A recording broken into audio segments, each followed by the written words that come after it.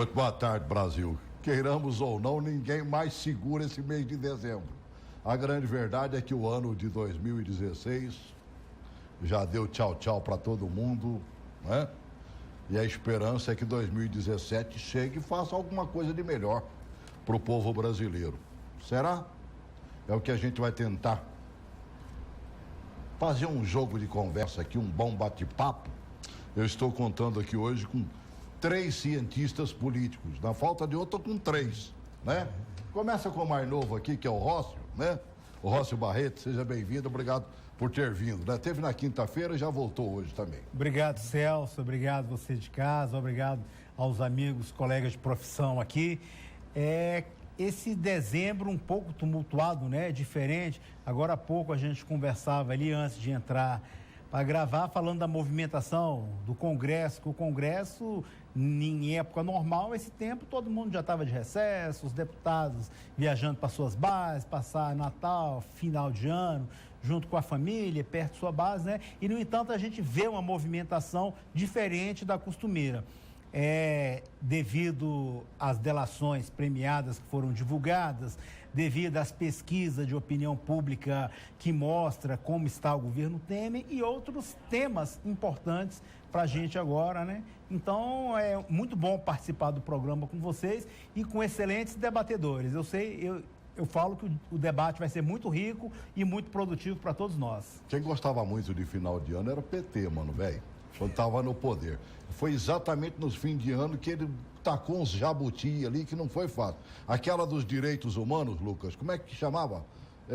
Que eles tacaram lá e aprovaram, foi numa véspera de Natal, se eu não me engano.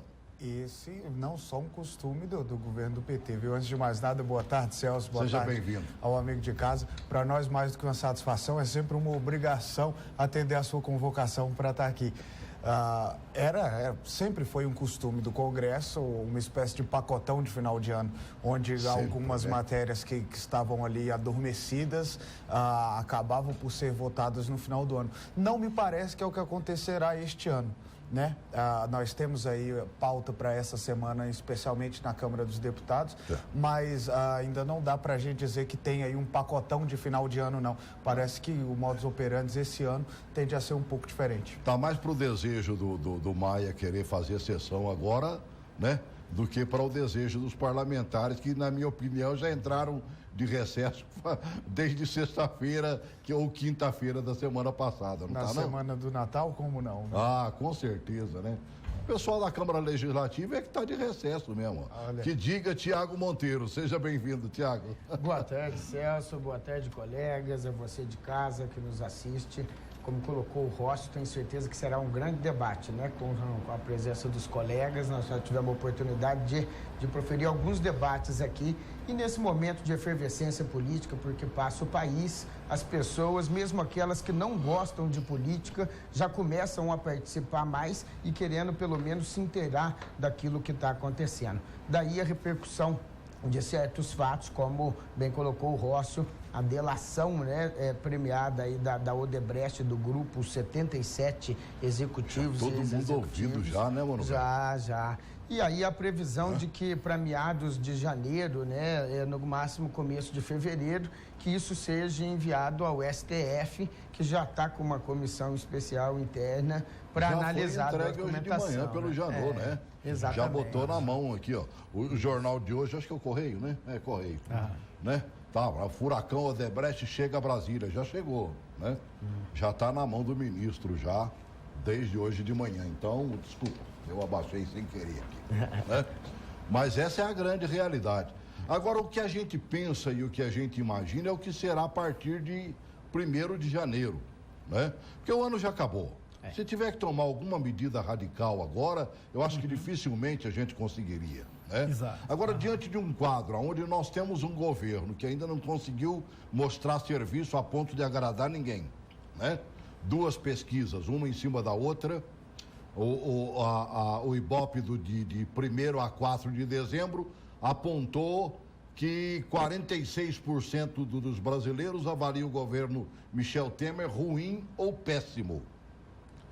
3, 4 dias depois, de 7 a 8 de dezembro, o Datafolha também fez a sua pesquisa E nós vimos que esse número para ruim ou péssimo já estaria em 51%. Um governo como esse consegue emplacar um ano novo bem sentado e dizendo, esse é novo ano realmente? Não, Celso, na minha opinião, eu acredito que não, porque um dos pilares de sustentação do governo Temer, ele criou uma expectativa nas pessoas de que seria diferente e que as coisas mudariam. Ele sempre reforçaria que tinha que mudar a equipe econômica, trazer investidores estrangeiros para o país, para que fosse criada, aumentasse os empregos e desse uma queda aí, uma melhora na economia, né? Aquecida pelo emprego das pessoas, diminuísse o desemprego, e isso até agora ele não conseguiu. E muitas vezes não é nem tanto pelo pacote de medidas que ele enviou ao Congresso, acabou de conseguir agora aprovar a emenda à Constituição que limita os gastos públicos por até 20 anos, né? E só isso não foi suficiente, porque como você colocou bem aí nas pesquisas, ele está mal, porque não consegue colocar, vamos dizer assim, consegue convencer os investidores que o Brasil está sério, que tem governabilidade, porque para isso deveria mudar. Toda semana tem uma pessoa ligada ao presidente Temer ou ligado ao próprio partido dele que está envolvida. Agora, na delação do Odebrecht, ministros foram citados e até o nome dele também foi citado. Então, isso dá um freio nos investidores que não acham que o Brasil ainda está em condições de receber aquele investimento. Esse é o motivo maior, nesse momento, dele não conseguir dar uma alavancada. Complicado, e cair, né, nas pesquisas também. Quando a gente analisa friamente, vamos pegar aqui, né? Vamos pegar o Ibope. De 1 a 4 de dezembro, ele disse claramente que a rejeição estaria em 46%. Ou seja, dizendo ruim ou péssimo, né? Em junho, eram 39% só, mano, velho. Quer dizer, subiu aqui 47 pontos. Já no Datafolha, que apontou 51% ruim ou péssimo, em julho eram 31, quer dizer, são 20 pontos de diferença, Lucas. É muita coisa. Sim. Junho, para agora, para dezembro, é nada, é zero à esquerda, ué. Você imagina, Celso, que as perspectivas de melhora destes números não são boas para o governo Temer. O peso que nós temos que dar é exatamente qual a exata relevância das pesquisas de aprovação popular de um governo. Eu sempre digo que a estabilidade de um governo se sustenta em 3 pilares. Um é a economia do país, outro é o apoio popular a este governo e o terceiro é o apoio político especial congressual a este governo. Nós vimos que no governo Dilma Rousseff, quando esses 3 pilares ruíram, o governo caiu. O governo Temer sempre trabalhou com a expectativa de que não haveria apoio popular. Desses 3 pilares, o governo Temer nunca esperou que fosse um governo com o apoio da população, porque não foi um governo que disputou eleições, não é um governo que veio das urnas. Então, sempre se baseou no reforço dos outros 2 pilares, uma situação econômica do país melhor do que a anterior e um apoio político consistente. A verdade é que a situação econômica do país ainda não apresenta, pelo menos ao cidadão, resultados satisfatórios ou mesmo sinais claros de melhora da economia do país. Isso deixa o governo Michel Temer baseado quase que exclusivamente no pilar do apoio político, e é muito pouco. Para um governo que depende do apoio de 3 pilares, ter apenas um é um viés de queda para este governo. O governo Michel Temer aposta todas as suas fichas na melhora da economia para o ano que vem, para tentar ter 2 destes 3 pilares. Eu acredito que o fato a ser observado aí no ano que vem e que pode desestabilizar de vez esse governo, não há dúvidas de que é a delação da Odebrecht, que pode tirar ainda mais o pouco ou pouquíssimo apoio popular que esse governo tem, mas pode acabar por ruir o apoio político do governo Michel Temer, a depender do teor das delações da Odebrecht e a pressão que a sociedade certamente fará ao Congresso Nacional. A expectativa, ao meu ver, para o ano que vem é exatamente do teor dessas delações para saber se ela será capaz de ruir também o pilar de apoio político do governo Michel Temer. O que a gente percebe é o seguinte, os estados estão apavorados, né? O Rodrigo Maia está tentando fazer sessão, pelo menos hoje e amanhã, numa tentativa de resolver o problema dos estados brasileiros. Eu queria que você comentasse isso aí, você que conhece bem a questão dos estados, né? Você que milita muito bem dentro das Minas Gerais, Tiago. Mas deixa eu atender o telespectador ou telespectadora. Quem fala, por favor? Boa tarde. Boa tarde. Boa Quem? tarde. Pois não, filha? Oi, Céu. Oi. Maria Rosa. Diga, querida. É o negócio seguinte. Michel Temer e a Dilma tá dando tudo na mesma coisa. Sim. E o brasileiro, ele não tem que se convencer. Eles se amarram em golpe militar. Sei. Da época lá dos anos 60. Lá não teve golpe nenhum, que o Jair Bolsonaro já explicou isso várias vezes. O golpe está sendo agora, que é o que o Michel Temer está fazendo com o trabalhador que vai se aposentar com 95 anos. Olha lá, hein? Entendeu? Isso é que se chama de golpe. Esquece o que aconteceu, o povo tem que esquecer o que aconteceu lá nos anos 70, que não teve golpe nenhum, como eu já falei. Foi só o tempo do militarismo, e já está fazendo, já está dando essa saudade no povo.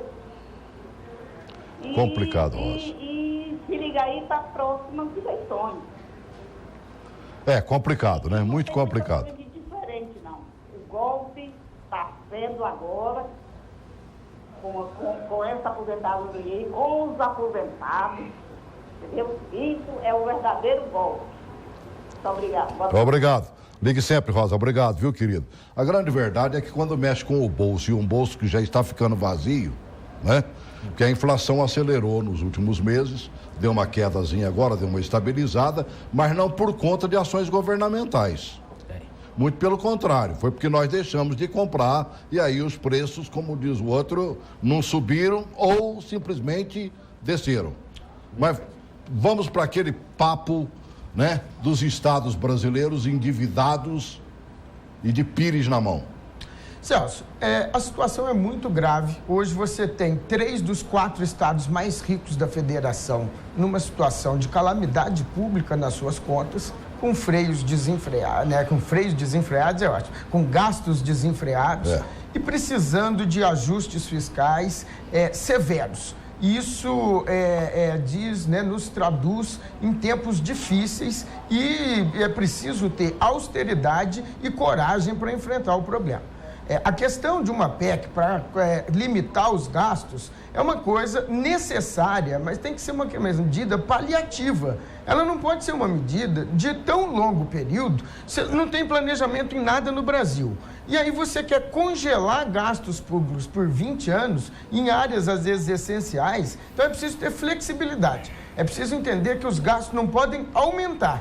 Mas existem áreas que podem ter cortes e outras que podem ter um aumento da despesa. É preciso fazer isso para salvar a questão das contas públicas a nível nacional, da União. A situação dos estados é muito pior. E como é que começa esse problema? Com a nossa Constituição de 88, que foi muito paternalista, abriu os braços, abraçou muitos direitos, é uma das que mais assegura direitos no mundo, uma das cartas mais abrangentes. E com isso, com 20 anos depois, nós estamos vendo, 25 anos depois, nós estamos vendo que a situação é insustentável. A Carta Magna, a Constituição, transferiu aos estados certas responsabilidades, mas, ao mesmo tempo, o grosso da receita, da arrecadação de impostos, fica com a União. E aí ela tem transferências para estados e municípios. Só que os estados e municípios ficaram com a obrigação da educação e da saúde, mesmo com repasses do SUS e etc., primeiro que não há gestão para isso. Não há equipe qualificada, não há administração pública nesse país decente. É preciso investir mais nisso. E nós temos uma ENAP totalmente estruturada para qualificar as pessoas e prefeitos e equipes por esse país inteiro. Basta querer. Tá entendendo? Precisamos realmente pensar nos efeitos da Constituição de 88 e fazer novamente, repensar o Pacto Federativo, transferir mais recursos aos estados para que eles consigam cumprir com a obrigação que foi dada pela Constituição. Ou então nós precisamos mudar a Constituição e transferir essas obrigações para a União. E aí a União tem que se responsabilizar, mas e aí com isso vai gerar um novo conflito com os estados. Então precisa de outros mecanismos para tentar parar essas arestas. Mas, sem dúvida, é preciso rever o Pacto Federativo no país, e isso por uma questão de administração pública, para que qualquer medida econômica, de corte de gastos, de eficiência da máquina pública, dê resultado. Sem isso, com o aparelhismo do Estado, fazendo política em troca de cargos, loteando cargos em todos os cantos, aumentando despesas, porque o problema do governo Temer foi criar expectativas nas pessoas que ele não vai poder cumprir. Corte de gastos, diminuiu o número de ministérios, mas aumentou o número de outros cargos comissionados, aumentou o número com outras despesas. Não se fez quando a você vai ver, devida, não há da economia, é uma ilusão, entende? Então as pessoas estão começando a ver essa isso. História de que não se fará aumento de absolutamente nada que não seja baseado na inflação do ano anterior. É lógico. É complicado. Até porque as propostas que estão sendo feitas, elas chegam sem ter um limite ou, na verdade, uma maneira em que seja colocado em prática. Você quer ver uma prova disso? A semana passada, o que eles fizeram lá? Medidas para estimular a economia. Eu só vi uma, que é o governo querendo receber o que o povo está devendo para ele. Principalmente o pequeno comércio. É complicado. Uma excelente matéria da TV Brasil mostra claramente isso. Eles fizeram as proposituras, mas não sabem onde é que querem chegar. Coloque aí, por favor. Apesar do anúncio, a maioria das medidas não terá validade imediata. Uma parte sairá do papel ao longo de 2017 e outras serão enviadas ao Congresso por meio de medidas provisórias. O governo ainda não sabe quais serão os impactos desse pacote na economia, mas garante que ele vai aumentar a produtividade das empresas e gerar empregos. No ambiente macroeconômico, medidas estão sendo tomadas precisamente para sairmos da recessão. Recessão que encontramos quando assumimos o governo. Eu tenho dito com muita frequência, vocês já ouviram algumas vezes, que depois da recessão, ou combatida esta, é que nasce o crescimento. E do crescimento é que nasce o emprego. Nós não temos uma estimativa de qual é o impacto disso. Nós já prevemos, por exemplo, que o crescimento do quarto trimestre de 2017, comparado com o quarto trimestre de 2016, haverá um crescimento do país de 2,5%. A previsão é a de que as medidas beneficiem empresas e pessoas físicas. O carro-chefe do pacote é um programa para regularização de impostos atrasados, vencidos até novembro deste ano, com um pagamento de entrada e o restante em até 96 vezes. Quem está questionando a dívida na Justiça precisa desistir da ação para aderir ao programa. E a previsão do governo é arrecadar 10 bilhões de reais somente em 2017. Ainda segundo o pacote, as empresas terão o pagamento de obrigações trabalhistas facilitado. Será criado um sistema que vai reunir as 13 obrigações feitas hoje para 4 órgãos diferentes. Está prevista também a criação de uma rede nacional para abertura e fechamento de empresas, agilizando assim esses procedimentos. O BNDES vai criar novos limites e modalidades de financiamentos empresariais e para produtores rurais. Uma mudança na lei deve permitir que o comércio cobre preços diferentes de um mesmo produto, dependendo da forma de pagamento. Dinheiro, cartão de crédito ou cheque, por exemplo. Hoje, isso é proibido. A multa de 10% do FGTS paga hoje pelas empresas em demissões e que fica com o governo vai ser reduzida gradualmente. Parte do lucro que o fundo gera vai ser incluído no saldo que os trabalhadores possuem. A economia brasileira vem sofrendo um processo de deterioração já há vários anos. Nós não estamos aqui hoje lançando o último conjunto de ações do governo. Pelo contrário, estamos lançando um conjunto inicial de ações voltadas para a melhoria da eficiência do sistema econômico brasileiro. Dizem inclusive que a partir de agora, dessa semana, o Banco Central entra em ação também, né? Falando um pouco de FGTS ou coisa semelhante. Você vê alguma mudança, não? Olha, Celso, na prática, o que o governo revelou com as 10 medidas de incentivo à microeconomia, na verdade foi um assodamento, né? Fica claro de que algumas medidas mereciam ser melhor estudadas. Do meu ponto de vista, todas as 10 medidas são meritórias para a economia brasileira. No entanto, ficou um pouco aquém da expectativa do mercado, né? O mercado apostava em medidas que pudessem, já a partir dos primeiros meses do ano que vem, movimentar mais a economia. O mercado esperava mais medidas no campo do crédito, mais medidas que pudessem efetivamente diminuir o spread bancário, né? E essas coisas não vieram. Na verdade, foi uma resposta do governo à situação econômica que parece não largar a inércia, né? Ainda permanece em recessão, e o governo, na pressa de trazer uma resposta a isso, aos índices de desaprovação nas últimas pesquisas, acabou se apressando um pouco em trazer essas medidas, que revelam medidas, mais uma vez, meritórias, mas que revelam um certo assodamento do governo na divulgação dessas medidas. Todo final de ano a gente vê, por exemplo, movimentação. Agora o Banco do Brasil, por exemplo, né, estava lá fazendo, juntamente com o Procon, um acerto de conta com quem estava na pendência com ele. A gente vê o comércio trabalhando nisso, né? E tudo mais. Essa área de comércio tentando botar a vida do cidadão que está inadimplente em dia. Mas também o que a gente percebe, muitos vão lá para fazer um acerto, para comprar de novo e continuar não pagando depois. O que eles estão fazendo agora é abrindo uma porta para que o comércio, a pequena indústria, que está devendo, pegue dinheiro, mas depois ele vai pagar com o quê? Se não estiver vendendo. Se não, alguma coisa tem que ser feita. Eles destruíram o médio, o pequeno comércio, a média e a pequena indústria brasileiros. É verdade, Celso. Esse pacote apresentado pelo governo, ao meu ver, foi muito tímido em relação à expectativa que a indústria esperava, que o comércio esperava, que era de dar incentivos e melhoras para que começasse a vender, que produzisse e que houvesse um certo consumo.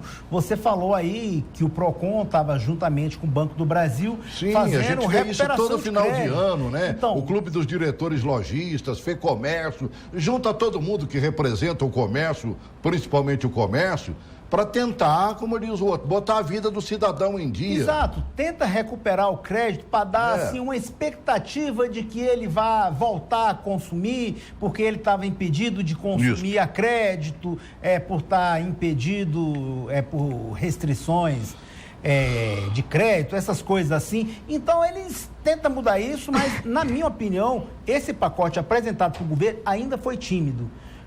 Como disse o Lucas aqui, bem colocado, talvez apresentou um pacote apressado, tendo em vista o resultado das últimas pesquisas de opinião do governo Temer.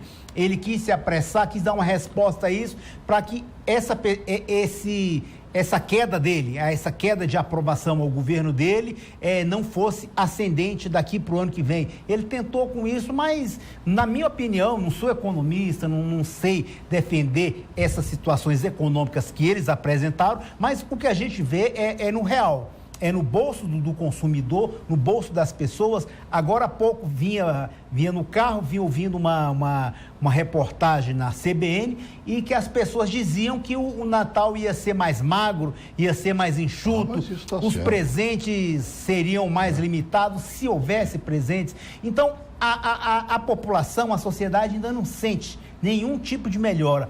Pelo contrário. Ô, Tiago, você fez um comentário enquanto estava passando essa matéria, né? E eu até que entendi, quer dizer, a gente está esperando solução para ontem. Ela não chegará sequer para amanhã. Isso. É de longo prazo, realmente? De longo prazo, né? Eu concordo com a avaliação dos colegas que as medidas anunciadas são muito boas para o setor produtivo nesse momento. A questão é que elas ficam realmente aquém. Por que elas são boas? Porque elas começam a dar sinais de que o governo estuda fazer desonerações. Né? Você vê desonerações na folha de trabalho e isso é muito importante para que o comércio, o pequeno comércio, restabeleça a sua capacidade exatamente de oferecer novos postos de trabalho. Nós temos uma retração de 3,5%, né? Vimos do ano passado com 3,8% do PIB, agora esse ano com 3,5% de retração. Então, quer dizer, é a mais longa recessão. Nós temos que fazer medidas e realmente desonerar o setor produtivo. Essas medidas de agora, como bem lembrou o Lucas, são da microeconomia. Isso favorece também os micro e pequenos empresários que vão ter uma desoneração, que estão tendo uma linha de crédito no BNDES, aumentando o cartão de 1 milhão para 2 milhões. Então, isso aumenta, dobra o poder de compra do médio empresário, né, que tem acesso a um cartão com limite como esse. Então, isso são medidas que favorecem você abrir novos postos de trabalho e começar a produzir e começar a vender. Mas, com isso, você tem que ter outras medidas exatamente para levar medidas diretas ao cidadão. A questão é que essas agora só vão surtir efeito quando a indústria e o comércio abrirem vagas, empregar essas pessoas e elas começarem a receber um salário. Então, quer dizer, num curto prazo de tempo, leva 90 dias. Então, quer dizer, você tem uma medida que essa que eu diria que é a mais direta nesse momento. Que vai ter efeitos, no mínimo, daqui a 90 dias. Então, quer dizer, esse espaço de tempo, e hoje, em 90 dias, a gente sabe, 90 dias atrás, a expectativa da população era completamente outra, e principalmente da economia. E nós vimos que as ações do governo não são transparentes o suficientes e efetivas para traduzir essas questões, principalmente aos olhos do mercado financeiro, que agora está preocupado mundialmente com a posse do Trump na presidência dos Estados Unidos. Está preocupado com o seu dinheiro onde ele realmente importa. E a economia americana tem dado sinais, o Obama mexeu agora, o Fed reviu algumas posições nesse final de ano, e com isso ele está elevando um pouco os juros lá. Então, quer dizer, algumas coisas, alguns sinais da economia mundial vai fazer com que nós também percamos um pouco desse investimento nesse momento. É o momento do governo se reestruturar e apresentar medidas efetivas. Agora, não é dessa forma, com o ministro da Fazenda dando uma coletiva, dizendo que não há uma previsão exata de crescimento do PIB para o ano que vem. Como assim? Que credibilidade passa o Manteiga, que é um cara com muita credibilidade do mercado? Não, mas que o Meirelles, perdão, olha só, eu estou lembrando... Você ainda está no tempo do Manteiga ainda. Então, porque parece medida dele, né? Aquela coisa, eu pensei o seguinte, ele está cometendo o mesmo erro do Manteiga, que era o quê? Não dá transparência suficiente à política e aquilo que ele realmente vai implantar. Ele está cometendo o mesmo erro. E o mesmo erro está cometendo o Temer, que cometeu a Dilma, quando chamou a cúpula do PT junto com o Lula, que não estaria ali diretamente em alguns postos do governo, para fazer a defesa ela mesma. E chamou esse peso político daqueles desgastes todo para ela. Agora vem o Temer anunciar as medidas econômicas junto com o Renan e com quem era o outro que estava lá junto? Estava o Padilha, estava o presidente do Senado, o presidente da Câmara. E aí, por aí, você vê, com pessoas, o Padilha, né, os dois ali agora envolvidos na delação do Odebrecht, eles chamam o desgaste dessas pessoas diretamente e passa a visão para as pessoas de que eles realmente estão unidos e de que aquilo que está sendo dito lá era verdade. E aí, com isso, a credibilidade e a opinião pública só tende a se voltar contra esse tipo de ação. Diante dessas falas todas aqui, eu estou chegando à conclusão de que a Maria Rosa é que está certa, né? Mais do mesmo? Está dentro disso, Rócio? Olha, eu concordo com a opinião da Maria Rosa quando ela disse que o governo Temer é semelhante ao governo Dilma. Só não concordo com ela quando ela se referiu ao golpe militar, de que não houve golpe. Isso aí eu discordo completamente, mas não vou levar isso ao tema. Porque a população, Celso, é como eu falei, a fome tem pressa, as pessoas têm necessidade urgente de que melhore a economia, que melhore e que ela sinta no bolso. Como você fez uma analogia, o bolso vazio, cada vez mais vazio. Sim. E muitos bolsos já não tem mais nada, Celso. Já não tem mais nada, as pessoas precisam. 13 milhões de brasileiros. 13 milhões de desempregados, as pessoas precisam de que haja uma ação enérgica. O Lucas colocou bem aqui quando ele falou que vai ser daqui no mínimo em 90 dias as ações desse pacotinho apresentado pelo governo vai começar a se tornar real. A gente não sabe se até lá o governo Temer se sustenta, porque a cada dia aparece uma denúncia de pessoas ligadas a ele, próximo a ele. E o desgaste, como colocou o Thiago, colocou bem, de uma forma bem expressiva, que esse desgaste impregna nele e faz com que ele se desgaste cada vez mais. Ele não vai ter sustentação. Se a grande mídia agora tivesse apostando nesse desgoverno, nas pessoas envolvidas desse governo, em corrupção, em delações premiadas, algumas até já homologadas dessas delações, se a grande mídia investisse um pouco mais nisso daí, o governo Temer não se sustentaria ainda esse ano. Mas me parece que vai se estender até o ano que vem e ele não se sustenta até março, abril, se continuar da forma que está. Principalmente quando chega um peso como esse. O Estadão de hoje, né? Fala assim claramente, Odebrecht delata Caixa 2 para a chapa Dilma Temer, né? Que está sendo julgada lá no TSE, né? Já passou até o tempo do julgamento. Exato. Deixaram para o ano que vem, para complicar um bocadinho mais, né? E o Estadão diz claro o seguinte, ó, em pelo menos um dos depoimentos da Odebrecht, dos 77 ali, segundo o jornal, a Odebrecht descreve uma doação ilegal de cerca de 30 milhões de reais paga no Brasil para a coligação com a Força do Povo, que reelegeu Dilma e trouxe o Temer como vice-presidente. Então é complicado. Isso chegando ao TSE vai complicar a vida, não vai não, Thiago? Na verdade, isso chegou ao TSE 1 ano e meio atrás, né, Celso? Mas não com a força de uma delação. Não, mas isso já tinha, naquela ocasião, a Operação Lava Jato já tinha sido deflagrada, já estava nítido que o dinheiro da campanha veio desse esquema criminoso. Então, na minha visão, é uma irresponsabilidade de uma corte eleitoral adiar um tema como esse. Simplesmente porque caso venha a julgar agora, né, a partir de 31 de dezembro, o que acontece? A eleição que deveria ser direta, o povo escolher quem quer que governe o seu país num momento difícil como esse, vai ser uma eleição indireta pelo Congresso Nacional.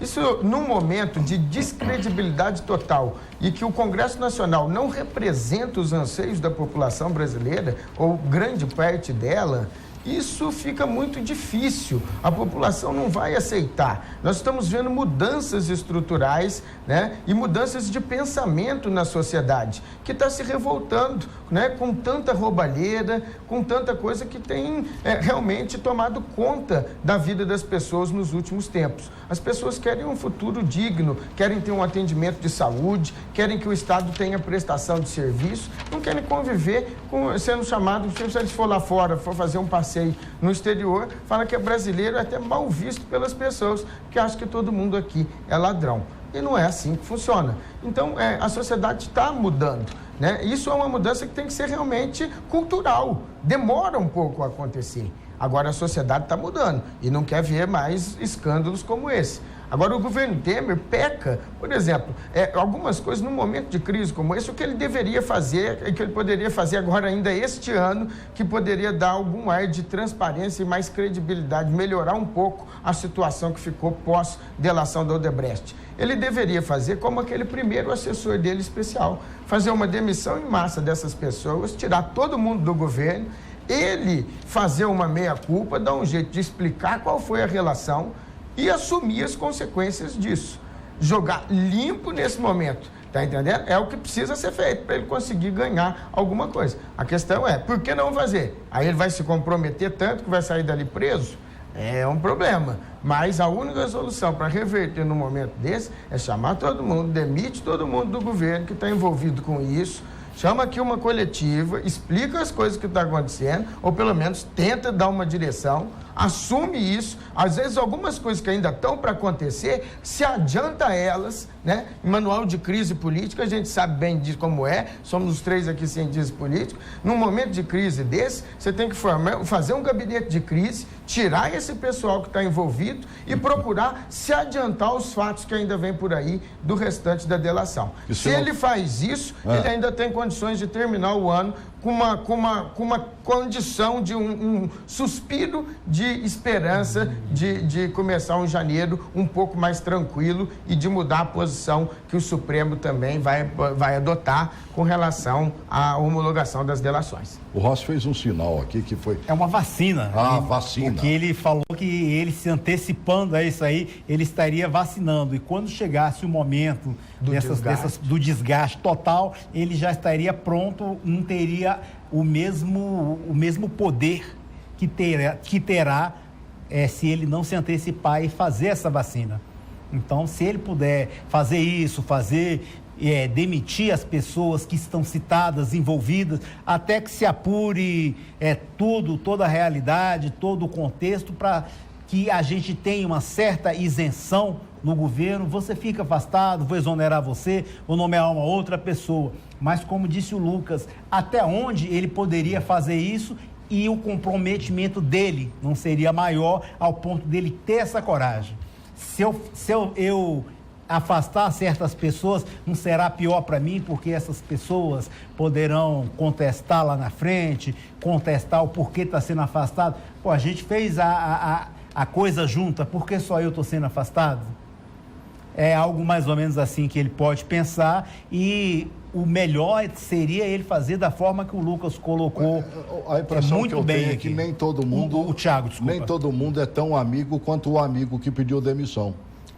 Verdade. Exatamente. Mais honesto esse aí. Exatamente. Eu admiro o cidadão. Ele mostrou realmente, sou teu amigo, estou sendo denunciado, né? E não vou te A minha parte não vou te complicar, toma aqui minha cartinha, muito obrigado. Né? Me desculpe, né, por não ter falado anteriormente. Não é isso que tem que fazer? Olha, Celso, há formas de ver as coisas, né? Há também, por exemplo, não existe peso só de um lado quando você reforma a sua assessoria, reforma seu gabinete, reforma o seu ministério, no caso de um presidente da República.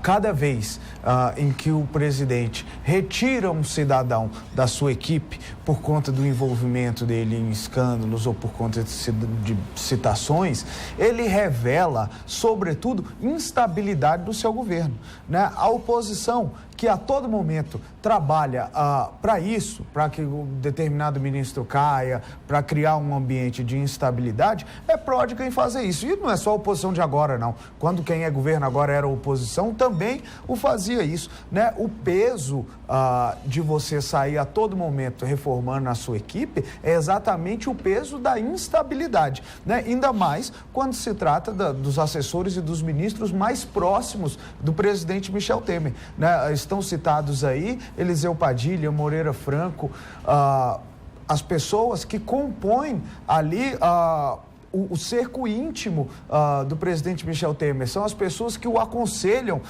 na tomada de decisão. Então, para além disso, é muito caro ao presidente se desligar nesse momento daquelas pessoas a quem ele recorre quando ele está buscando as suas próximas ações, né? Então, não é só isso, né? Não é tão simples. Eu concordo com o Thiago que é uma medida a ser pensada, talvez o governo devesse seguir numa linha parecida, mas a gente tem que entender também que tem, para além disso, tem um peso, sim, do governo em sair se desfazendo das pessoas que o compõem e que pensaram este modelo de governo. A gente tem que sempre lembrar que este modelo de governo é exatamente a ponte para o futuro, da qual assinam embaixo exatamente essas pessoas que aí estão. Mas não estaria na hora, por exemplo, vamos pegar como exemplo o Jucá. Saiu. Quem é que ficou no lugar dele? O cidadão que era o imediato dele dentro do ministério. E pelo jeito está dando conta do recado. Está lá do lado do Temer nessa entrevista, né? apresentando e tudo mais. Porque quase sempre o cargo de ministro é sempre um cargo político, mais para o cargo político do que um cargo de competência. E aí, o cidadão, por certo, deve estar mostrando a competência dele. E outros devem existir nos demais ministérios que também tenham competência. Não há que se fazer necessariamente uma substituição política no momento. Até porque o rombo é tão grande, o barulho é tão ensurdecedor, que qualquer coisa boa que se fizer nessa hora não é vista. Né? É isso que tem que fazer. Deixa eu atender o telespectador, eu queria que vocês comentassem esse meu pensamento meio doido aqui, né? Oi, boa tarde, com quem falo? Boa tarde. Diga, querida. Tudo bem, senhor? Bem, o senhor então, pai, o senhor está bem, senhor? Né? O senhor está ótimo, né? Grande abraço, filha, pode falar. Eu queria saber sobre esses negócios dessas políticas, né? Sobre Lava Jato, que eles querem abafar, entendeu? Esses casos, eu acho que não tem que fazer isso, tem que ir até o fim, entendeu? E eu queria saber mais, porque essa previdência que o governo vai aprovar, eu sou contra, entendeu? Eu sou muito contra, porque no futuro vou aprovar essa previdência, mas ninguém vai querer pagar a previdência, porque acha que não vai se aposentar mais. É complicado, né? Então é complicado. Eu pago como autônoma. Há 10 anos. Mas eu nem sei se eu vou se aposentar, porque daqui para lá não sei nem se eu estou viva. E eu sou contra isso. Teria que recolher pelo menos mais 15 anos, né? Porque você só poderá pedir com 25 anos de recolhimento, no mínimo. É. Complicado. E eu tenho 45. Brincadeira, né? Já vai chegar aos 60. Aí tem que esperar pelo menos mais 5. E eu acho que essa Lava Jato... Posso falar? Pode. Eu acho que essa Lava Jato tem que ir até o fim. Tá. Entendeu? Não pode cobrir safadeza de político, entendeu? Que isso é uma roubareira. Todos têm que ir para a cadeia. O PMDB, PT, tudo tem que ir. Se está envolvido, tem que pagar. Tá certo, querida. Entendeu? E eu sou contra essa previdência, porque a maioria das pessoas não vai pagar mais previdência, porque acha que não vai se aposentar mais. Tá bem. Entendeu? Ótima colocação da sua parte, viu? Obrigado pela sua participação. Um abraço pro senhor, um feliz Amém. Natal. Para a senhora também. Grande abraço. Né? O que eu fico imaginando é o seguinte, eu vi essa matéria daqui da Folha de São Paulo, né? Presidenciáveis são citados na Lava Jato. Principais nomes apontados para a eleição de 2018. Imagina se tivesse uma anterior, né? Aparecem depoimentos de empresas como Odebrecht e OAS e vai aí por diante, né? Lula é o único que é réu entre os mais bem colocados, né? A pesquisa, aí aponta a pesquisa da Datafolha. E aqui aparece o Lula, aparece a Marina, aparece a Aécio, aparece Zé Serra, aparece Geraldo Alckmin, aparece o próprio Michel Temer, né? E aí, se for ler a matéria toda, a própria Folha diz, é o 18ômetro. Não é fácil não, mano, velho. É terrível. Eu não sei o que vai ser de nós, sinceramente. É verdade, Celso. Respondendo a sua pergunta, quando você falou o que a gente achava da sua opinião com relação aos ministros que estão afastados, que foram citados. Peguei como exemplo o planejamento. Serem afastados. Eu penso como você, e por mais que o desgaste fosse grande, houvesse muita coisa que impedisse a gente fazer isso, o melhor seria fazer dessa forma, como colocou o Thiago aqui, seria afastar essas pessoas. Olha, a gente está passando por isso, assumisse a crise e chamasse a sociedade para junto deles. Concordo com você. Com relação ao que a ouvinte ligou agora, esqueci o nome dela, Maria Rosa? Não. Essa última que ligou agora, ela, de uma forma bem simples, colocou que as pessoas já não querem mais contribuir. Os autônomos, como ela, poderão deixar, realmente, se uma empregada doméstica, uma outra pessoa que trabalha com serviços e Serviço autônomo em geral, exato, né? E está pagando o seu INSS ali direitinho. Se chegar um momento e ele ver que não haverá condição dele se aposentar, ele vai largar aquilo de mão. O dinheirinho que ele está botando ali, isso aqui, vamos fazer uma poupança, vamos fazer uma outra coisinha para melhorar. E é dessa forma que eu penso. É melhor sofrer o desgaste agora de uma vez, afastando quem está envolvido, do que ficar aguentando e sofrendo o desgaste de forma sempre decrescente. E qual seria a saída, Lucas, para a gente começar a arrematar? Olha, Celso, eu acho que parte principalmente pela melhora da situação econômica. Esta é a única parte que depende única e exclusivamente do governo, das medidas do governo, a crise ética, a aprovação popular, até mesmo o apoio congressual, depende de outros fatores, muitas vezes alheios à vontade e à ingerência do próprio governo. A única coisa que depende exclusivamente das medidas adotadas pelo próprio governo é a situação econômica. As questões da Lava Jato, como bem colocou a nossa telespectadora, elas já não dependem mais de ninguém. Parar a Lava Jato não depende mais de ninguém, não depende do governo, não depende do Ministério Público, não depende do Judiciário, não há uma comissão ou mesmo uma pessoa que possa dizer e possa lhe atribuir essa responsabilidade de cessar a Lava Jato. Ou seja, nós vamos conviver ao longo de 2017, possivelmente todo, com o imponderável da Lava Jato a todo tempo. Ou seja, as intercorrências a partir daí, de delações e de prisões, não estão na mão do governo. O que está na mão do governo? É a situação econômica do país. O governo tem que se centrar nisso, naquilo que depende dele e fazer melhor do que tem feito até agora. Mas se nós arrebentamos com a economia e não foi isso em um ano, né? Isso vem lá de trás. Desde o tempo da Marolinha, né? Que o Brasil estava razoavelmente de pé e aí nós vimos o mundo inteiro tomando providências porque via naqueles acontecimentos um verdadeiro tsunami, enquanto o governo brasileiro, que tinha uma boa reserva em dólar, né, chamou o tsunami de Marolinha. E nós estamos pagando o preço, porque o tsunami foi tão violento que ele varreu, porque o que acontece? A onda vem, ela quase não faz nada no que ela chega. Aí ela anda quilômetros e quilômetros, mas na volta ela arrasta tudo. E ela ainda está arrastando até hoje. Daquela época para cá, ela ainda está arrastando.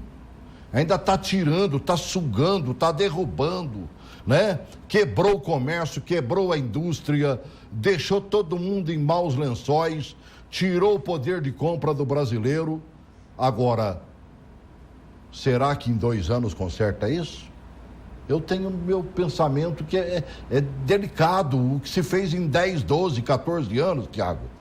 Olha, é possível consertar em 2 anos, não é possível fazer milagre, mas é preciso...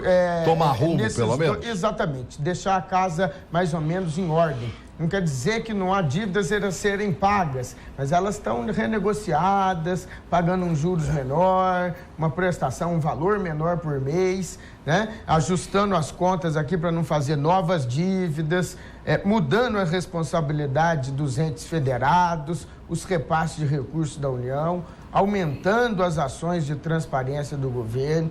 As pessoas querem participar mais, as pessoas estão mais ativas e atentas a isso e devem estar assim, né? A questão da Previdência, realmente, é preciso deixar para as pessoas que querem se informar e que às vezes ainda não tem um entendimento do que é a reforma. A reforma realmente vai ser muito dura, né? Mas ela ainda tem muitos capítulos até que se chegue a uma situação de como ela vai ser, e o principal para as pessoas que têm uma renda mais baixa é não deixar de contribuir, porque aí essa é a única garantia que você ainda vai ter algum tipo de assistência, pelo menos por enquanto. Se você se acidentar, não está aposentado, mas se acidentou, ficou ali, às vezes, afastado e ainda recebendo um salário, uma parte dele. Então, olha, isso é importante para as pessoas. Já estouramos o tempo, né?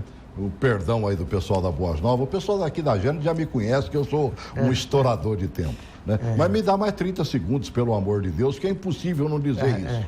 Previdência, nós fizemos um programa especial. O senador Paulo Paim disse no Senado esta semana o que nós dissemos aqui, que a Previdência sim é superavitária e não deficitária, como rezam o terço governamental, né? E eu pretendo esta semana ainda, no mais tardar a semana que vem, fazer um novo programa. Estou combinando aqui com uma das advogadas que mais conhece de Previdência do Brasil, né?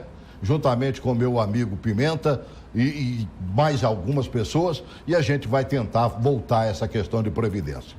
Para a gente arrematar de vez, obrigado, Rossi, obrigado, meu amigo Lucas, obrigado Tiago, né?